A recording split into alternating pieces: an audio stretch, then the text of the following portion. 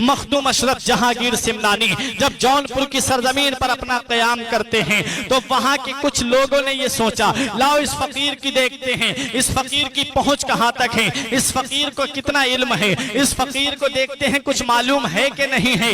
एक जिंदा शख्स को चारपाई पर लिटा करके लाए और लाने के बाद में कहा, हुजूर इसकी नमाज जनाजा पढ़ा दीजिए। मखदूम अशरफ जहांगीर सिमनानी ने निगाह विलायत से देख लिया और हदीस पाक भी है, मदीने वाले मुस्तफा इरशाद फरमाते हैं, इत्तकू बिफिरासतिल मुमिने फइन्नहु यंजुरु बिनूरिल्लाह, कि मोमिन की फिरासत बातिनी से बचो, बेशक वो अल्लाह के नूर से देखता है। और हजरत मखदूम अशरफ जहांगीर सिमनानी तो अली की आल हैं, उसके बेटे हैं जिसे बाबो मदीनतिल इल्म कहा जाता है, उसके लाडले हैं जिनके बारे में, जिनके वालिद के बारे में नबी ने फरमाया, मैं इल्म का शहर हूं और अली उसका दरवाजा है। उसके लाडले हैं सैयद मखदूम अशरफ जहांगीर सिमनानी वहां खड़े हुए हैं। आपसे जब उन लोगों ने कहा, हुजूर इसकी नमाज जनाजा पढ़ा दीजिए, इरादा ये था कि ये जिंदा है, जब ये नमाज जनाजा पढ़ाने के लिए खड़े होंगे तब ये शख्स उठ जाएगा, हम इस फकीर का मजाक उड़ाएंगे,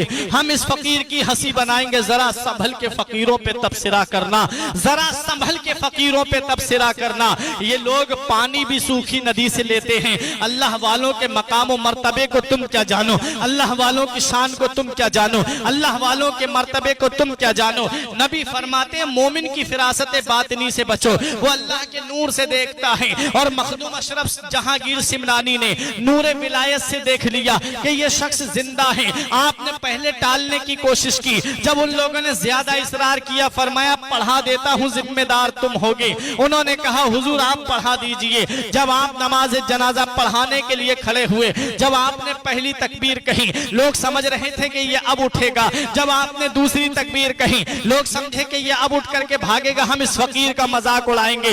आपने जब तीसरी तकबीर कही, लोगों ने सोचा अब उठ करके भागेगा। जब आपने चौथी तकबीर कह के सलाम फेरा, वो शख्स नहीं उठता है। लोगों ने जब कपड़ा हटा करके देखा तो अब उसकी रूह उसके बदन में नहीं थी, बल्कि अब वो मुर्दा हो चुका था।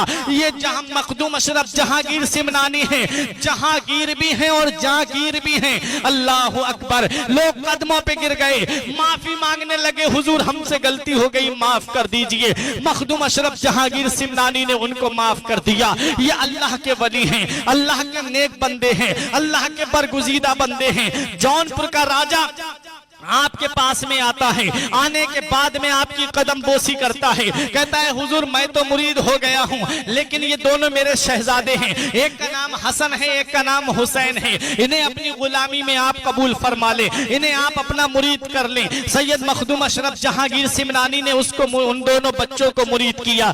मुरीद करने के बाद में राजा कहता है, हुजूर मेरी एक ख्वाहिश है, मेरी एक तमन्ना है कि आप मेरी सल्तनत में रह जाएं, आप मेरी हुकूमत में रह जाएं, आप जहां भी ठहरे मेरी हुकूमत हो। हजरत गिरामी मखदूम अशरफ जहांगीर सिमनानी ने फरमाया, ठीक है मैं तेरी ही सल्तनत में ठहरूंगा।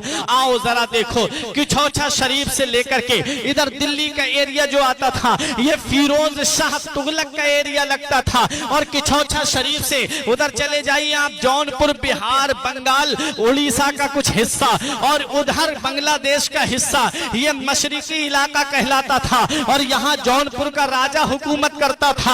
अल्लाह अकबर। आपने फरमाया मैं तेरी ही सल्तनत में रहूंगा।